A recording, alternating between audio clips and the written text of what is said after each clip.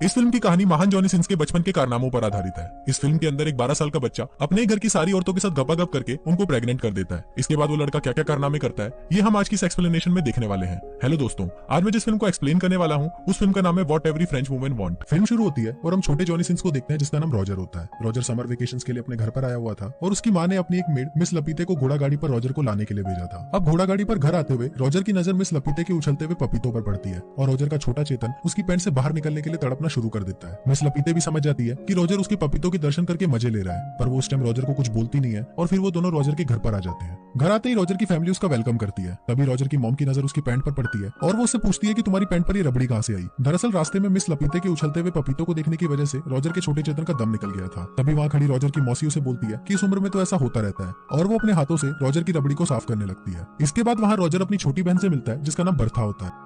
Roger जंगल में अकेला घूम रहा होता है, पर तभी रॉजर का पैर फिसलता है और वो झाड़ियों में आकर गिर जाता है। वहां पर रॉजर को किसी लड़की की हंसने की आवाज सुनाई देती है। रॉजर देखता है कि वहां उसकी घर की एक मेड उर्सुला किसी आदमी के साथ दबा के संभोग कर रही है। तभी उर्सुला की नजर रॉजर पर पड़ती है और वो उसको देखकर हंसने लगती है। रॉजर ये सब देखकर डर जाता है और वहां से अपने घर भाग जाता है। रात को रॉजर अपनी फैमिली के साथ डिनर करता है और डिनर करने के बाद वो अपने कमरे में सोने चला जाता है। रॉजर सोने ही वाला होता है, पर तभी उसे अपने कमरे के बाहर बर्तनों के खड़खड़ाने की आवाज सुनाई देती है। रॉजर जब बाहर झांक कर देखता है तो उसकी फटकर हाथ में आ जाती है। रॉजर देखता है कि उसकी एक नौकरानी हेलन एक दरवाजे से आधी बार निकली हुई थी और कोई ठुकुमल उसका पीछे से ही गेम बजा रहा था। टपाटप करने के बाद हेलन अपने कपड़े ठीक करती है और वहां से चली जाती है। ये देखकर रॉजर अपनी भावनाओं पर काबू करता है और सोने चला जाता है। रॉजर जैसे ही बेड पर बैठता है तभी वहां उसकी छोटी बहन बर्था आ जाती है जो उसके बिस्तर में ही छुपी हुई थी। फिर बर्था उसको उनकी मौसी मार्गरेट के बारे में बताने लगती है। वो बताती है कि हमारी मौसी अभी तक एक वर्जिन है। फिर रॉजर उससे पूछता है कि तुम्हें कैसे पता, तो बर्था बताती है कि मुझे हमारी घर की एक मेड हेलन ने बताया था। फिर रॉजर पूछता है कि मौसी ने अभी तक शादी क्यों नहीं करी, तो बर्था बोलती है कि मैंने ऐसा सुना है कि उन्हें मर्दों से डर लगता है। इसके बाद हम देखते हैं कि घर पर रॉजर की बड़ी बहन एलिसा अपने पापा के साथ आती है और घर के सभी लोग उसका वेलकम करते हैं। एलिसा एक एक करके घर के सभी लोगों से गले मिलती है, पर जब रॉजर की बारी आती है तो वो उसे बस हेलो बोलकर घर के अंदर चली जाती है। अब रॉजर को ये समझ नहीं आ रहा होता कि उसके साथ ये अन्याय क्यों हुआ। तभी रॉजर की छोटी बहन बर्था उसके पास आती है और उसे अपने साथ एक चर्च में लेके जाती है।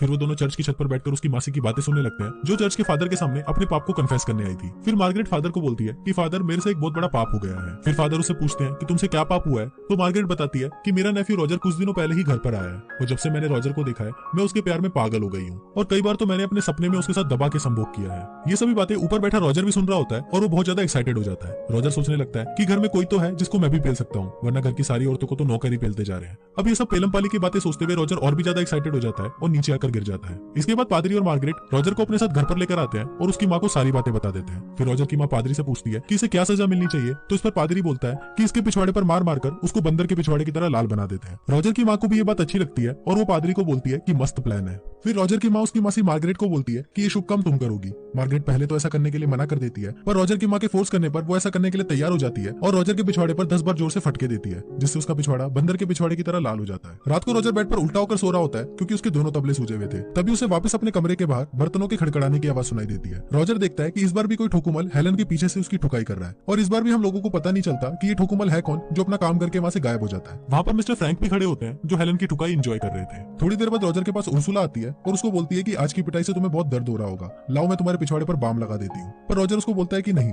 पर तुम मुझे एक बात बताओ कि मैं रोज देखता हूँ कि हेलन का कोई पीछे से गेम बजा रहा होता है और अपना काम हो जाने के बाद वो वहां से चला जाता है। आखिर ये महान पुरुष है कौन? उर्सुला बोलती है कि ये हम मेट्स का टॉप सीक्रेट है और ये बोलकर वो वहां से चली जाती है। रॉजर सोच रहा होता है कि यहाँ हर कोई किसी की ठुकाई कर रहा है, पर साला मेरा दिन कब आएगा। फिर रॉजर को याद आता है कि हेलन की ठुकाई तो मिस्टर फ्रैंक भी देख रहे थे और वो मिस्टर फ्रैंक से मिलने के लिए उनके रूम में चला जाता है। वहां जाकर रॉजर देखता है मिस्टर फ्रैंक अपने पैंट में हाथ डालकर दूरबीन से आसमान में कुछ देख रहे होते हैं। फिर रॉजर को वहां देखकर मिस्टर फ्रैंक घबरा जाते हैं और वहां से भाग जाते हैं। उनके जाने के बाद रॉजर भी दूरबीन से देखने की कोशिश करता है और वो देखता है कि बाहर दो लोग दबा के घपाघप करने में लगे हुए हैं। ये देखकर रॉजर सोचता है कि ये साला फ्रैंक तो मेरे से भी बड़ा हवस का पुजारी है। फिर रॉजर को वहां पर एक किताब मिलती है जिसमें घपाघप की बहुत सारी कहानियां लिखी हुई थी। फिर रॉजर उस किताब को अपनी पैंट में छुपा लेता है और वहां से चला जाता है। रॉजर अपने कमरे की तरफ जा रहा होता है, पर तभी उसे उसके पेरेंट्स के कमरे में से घपाघप की आवाजें सुनाई देती है। रॉजर की होल से अंदर झांकता है और देखता है कि उसके पापा उसकी मम्मी की अनबॉक्सिंग कर रहे हैं। तभी वहाँ अलीसा का मंगेतर रोनाल्ड आ जाता है और रॉजर को झांकते हुए पकड़ लेता है। फिर रॉजर उसको बोलता है कि प्लीज तुम मेरे पेरेंट्स को कुछ मत बताना और तुम जो बोलोगे मैं वो करूंगा। अब रोनाल्ड भी इस मौके का फायदा उठाता है और रॉजर से अपनी कार साफ करवाता है। इसके बाद हम देखते हैं कि रॉजर एक अस्तबल में छुपकर उस किताब को पढ़ रहा होता है और उस किताब को पढ़ते हुए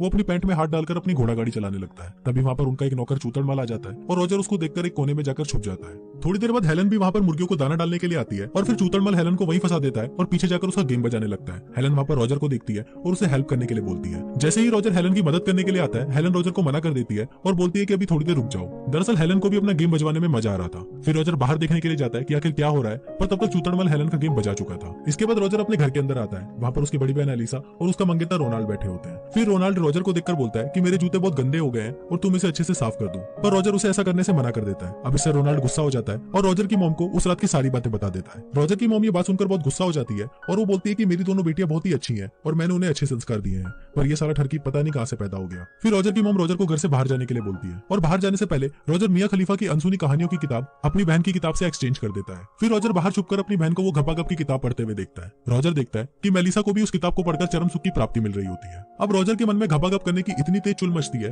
कि अगर रॉजर को अभी घपाघप नहीं मिला तो उसका छोटा चेतन उसकी पैंट में ही फांसी लगा लेगा। फिर रॉजर अपनी चुल शांत करने के लिए सीधा उर्सुला के पास जाता है, जो किचन में काम कर रही होती है। रॉजर किसी भूखे नंगे भेड़िए की तरह सीधा उर्सुला पर टूट पड़ता है, पर उर्सुला को लगता है कि घर के किसी नौकर ने उसको पकड़ा है, तो वो अपने आप को बचाने के लिए रॉजर के सर पर एक प्लेट मार देती है। उर्सुला को जब पता चलता है कि ये तो अपना छोटा पप्पू रॉजर है, तो वो उसे घपाघप करने के लिए हाँ बोल देती है। दोनों प्रोसेस स्टार्ट ही करने वाले होते हैं, पर तभी वहाँ पर एक मोटी मेड आ जाती है और रॉजर उसको देखकर वहाँ से भाग जाता है। अब रॉजर की ठरक चरम सीमा तक पहुंच चुकी थी और उसे किसी न किसी के साथ तो घपाघप करके अपने छोटे चेतन को शांत करना ही था। अचानक रॉजर को मिस लपीते याद आती है और रॉजर सोचता है कि कोई दे ना दे, पर मिस लपीते अपने पपीते मुझे खिला ही देगी, और वो भागता हुआ सीधा मिस लपीते के पास चला जाता है। वहां पहुंचकर रॉजर वापस भूखे नंगे भेड़ियों की तरह मिस लपीते पर टूट पड़ता है और उसकी सुरंग की खुदाई करना शुरू कर देता है। पहले तो मिस लपीते रॉजर को ऐसा करने से मना कर देती है, पर बाद में वो भी चरम सुख के मजे ले। थोड़ी देर बाद एक डाकिया वहां पर चिल्लाते हुए आता है और बताता है कि जंग छिड़ गई है और जर्मनी ने फ्रांस पर जंग का ऐलान कर दिया है। ये सुनकर सभी लोग वहां पर इकट्ठा हो जाते हैं और रॉजर के छोटे चेतन को यहाँ पर भी निराशा का सामना करना पड़ता है। अब अगले दिन रॉजर की फैमिली के सभी मर्दों को जंग में जाना था, इसलिए वो सभी घर में पार्टी करने लगते हैं। फिर वहां पर मिस्टर फ्रैंक आते हैं और सबको बोलते हैं कि मैं जंग पर नहीं जा सकता क्योंकि मुझे अस्थमा है। रॉजर को जब ये पता चलता है कि घर के सारे मर्द जंग पर जाने वाले हैं और सारी औरतें घर पर अकेली रहेंगी, तो वो ये सोचकर खुशी के मारे नाचने लगता है। अगले दिन घर के सारे मर्द जंग पर चले जाते हैं और उनके जाते ही रॉजर सबसे पहले उर्सुला के पास जाता है और उसके साथ दबा के संभोग करता है। इसके बाद हम रॉजर की मेट केट को देखते हैं, जो नदी किनारे बैठी हुई होती है, पर तभी नदी में से रॉजर एक भूखे मगरमच्छ की तरह निकलता है और केट को वहीं पेलना शुरू कर देता है। अब ऐसा करके रॉजर में और कॉन्फिडेंट आ गया था, इसलिए रॉजर अब घर की सारी औरतों को पेलने का प्लान बनाता है। रात को रॉजर अपनी मासी मार्गरेट के कमरे में जाता है और उसके बिस्तर पर जाकर लेट जाता है। थोड़ी देर बाद वहां पर मार्गरेट आती है और रॉजर को देखकर चौंक जाती है। फिर रॉजर मार्गरेट को बोलता है कि आप अभी तक वर्जिन हो, इसलिए मैं आपकी मदद करने के लिए आया हूँ। पहले तो मार्गरेट रॉजर को मना कर देती है, पर थोड़ी देर तक किस करने के बाद मार्गरेट भी एक भूखी शेरनी बन जाती है और वो दोनों पूरी रात दबा के पलंग तोड़ते हैं। थोड़ी देर बाद वहां पर हेलन चाय लेकर आती है, पर इस बार उसे दरवाजे के अंदर खींचकर उसका गेम बजाने वाला कोई भी नहीं था, क्योंकि घर के सारे मर्द जंग पर गए हुए थे। फिर हेलन रॉजर के कमरे के अंदर आकर उसे चाय देती है। फिर चाय देकर हेलन जैसे ही वहां से जा रही होती है, अचानक रॉजर उसे पीछे से पकड़ लेता है और उसका गेम बजाना शुरू कर देता है। अगले दिन रॉजर अपनी बड़ी बहन एलिसा को देखता है, जो अस्तबल में जा रही होती है। फिर रॉजर भी उसके पीछे जाने लगता है और वहां जाकर वो देखता है कि एलिसा घोड़ों को घास डाल रही होती है। रॉजर लपक कर एलिसा पर टूट पड़ता है और उसके साथ घपाघप करना शुरू कर देता है। पहले तो एलिसा रॉजर को मना कर देती है, पर थोड़ी देर बाद एलिसा को भी मजा आने लगता है और वो दोनों दबा के घपाघप करते हैं। अब तो रॉजर की मौज हो गई थी, क्योंकि घर की सारी औरतें एक एक करके रॉजर के पास आती थी और अपना गेम बजवा कर जाती थी, और कभी कभी तो रॉजर एक साथ 3-3 मेट्स को भी पेल देता था। एक दिन घपाघप करने के बाद एलिसा रॉजर को बोलती है कि वो प्रेग्नेंट है, और ये सुनकर रॉजर की फटकर हाथ में आ जाती है। तभी रॉजर देखता है कि युद्ध खत्म हो चुका है और सभी मर्दों की घर वापसी हो रही है। रॉजर घर में बैठ के सोच रहा होता है कि इससे जान कैसे छुड़वाऊं, पर तभी वहां पर उर्सुला आ जाती है और वो रॉजर को बोलती है कि वो भी प्रेग्नेंट है। फिर कुछ देर बाद उसकी मासी मार्गरेट भी उसको बोलती है कि वो भी प्रेग्नेंट है। अब रॉजर सोचने लगता है कि कुछ तो करना पड़ेगा, वरना घर के सभी लोगों को मेरे कांड के बारे में पता चल जाएगा और मेरी माँ सड़क के बीच में मुझे खड़ा करके मेरा पप्पू कटवा देगी। अब सबसे पहले रॉजर एक लाल नेल पॉलिश लेकर आता है और उसे लेकर अपनी बहन एलिसा के पास जाता है। रॉजर एलिसा की बेडशीट पर उस नेल पॉलिश को लगा देता है और उसे बोलता है कि तुम रोनाल्ड को सेड्यूस करो और उसके साथ आज रात पलंग तोड़ घपाघप करो, ताकि रोनाल्ड को यह लाल रंग देखकर लगे कि तुम अभी तक वर्जिन हो। इसके बाद वो अपनी मासी मार्गरेट के पास जाता है और उसको बोलता है कि आप मिस्टर फ्रैंक से शादी कर लो, क्योंकि वो आपसे बहुत प्यार करते हैं, और ये सुनकर मार्गरेट भी शादी के लिए मान जाती है। इसके बाद वो उर्सुला के पास जाता है और उसे शादी के लिए प्रपोज करता है, पर उर्सुला उसे शादी करने के लिए मना कर देती है, क्योंकि वो पहले ही किसी काणे आदमी को पसंद करती थी। अब तीनों औरतों की एक साथ शादी हो जाती है और किसी को पता भी नहीं चलता कि रॉजर ने पीछे से क्या कांड फैलाया था।